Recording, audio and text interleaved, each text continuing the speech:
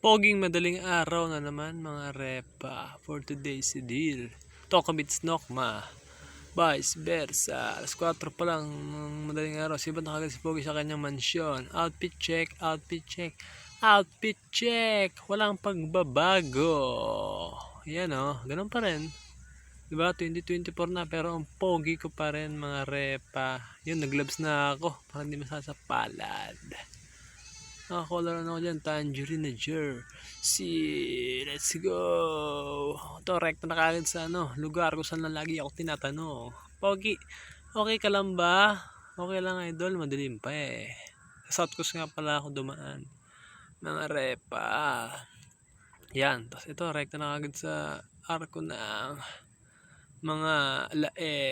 Ayan. Touchdown. Ito, rekta na kagad sa Mang Tomas.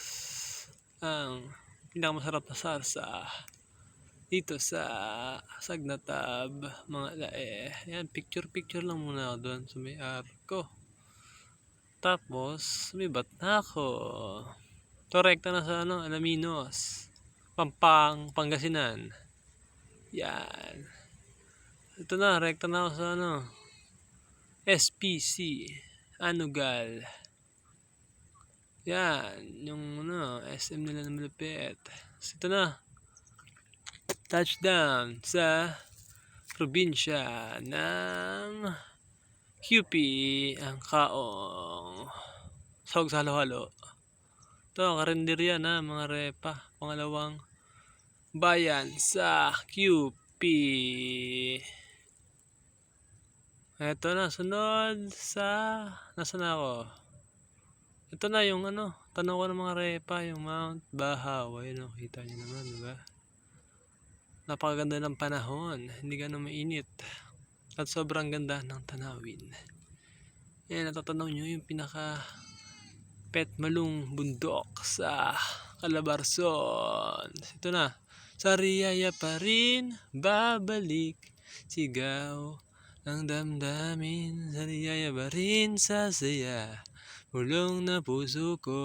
At ito na, rekta na ako sa may Bayabas, mga repa. Sa may Rotonda, papuntang Colby. Tapos nakita nyo yung Red Horse. Ayan o. Tapos paliko na ako ng bayan naman ng Lucena. Ang asawa ni John Cena. You can see me. FAA. Yan, dyan lang yan mga repa. Diretso lang yan. Hanggang sa makapunta na ako sa bayan naman ng Pagbilao. Ang paggawaan ng mga bilao. Ayun, dahil mga truck galing Bicol. Tapos ito na mga repa. Nandito na ako sa highway ng Pagbilao. Pumunta na ako sa Bituang Manok. Ayun, nakita nyo yung bundok ng Pinagbanderahan. Ayun yun. Ayun yung ahonin ko mamaya. At ito na nga mga repa. Nandito na ako sa Bundok Peninsula. Oh, ayan, tinuturo ni Pogi. Diyan daw siya dadaan. Papuntang Bicol. Yan, hindi dyan. Kasi magkakakabag ako dyan. Pag dyan ako, dumaan. Dyan. Puntang Chigsog Park. At ito na nga mga repa. Nandito na ako sa Chicken Intestine. Charan! You know. Nag-aahon na si Pogi. Sige Pogi, gapang. Gapang. Ayun, may mga nagbabantay dito mga repe, mga tao. Ito na, nasa na ako. Pangalawang siko. Grabe, sobrang tarik dito. Pukin ng ina. Lungot pa sa gidli. Kaya ayun, nasa gitna ako ngayon. Diba, kita nyo? Ayun, grabe ganda ng doon mga repa view. Doon sa may bandang baba, grabe, sobrang ganda dito, gagi. First time ko lang rin dito. Ito na nga, bumabahan na ako doon sa may pinakagitna.